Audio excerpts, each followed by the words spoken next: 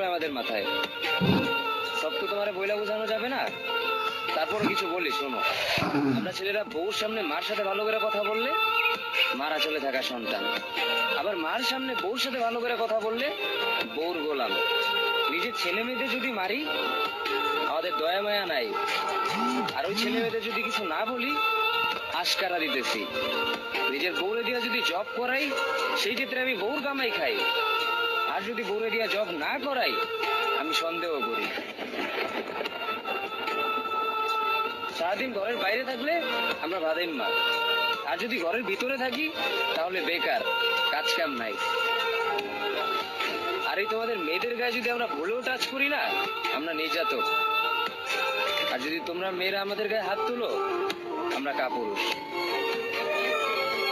আর একটা ছেলে কি বা করে পুরো লাইফে নিজের জন্য?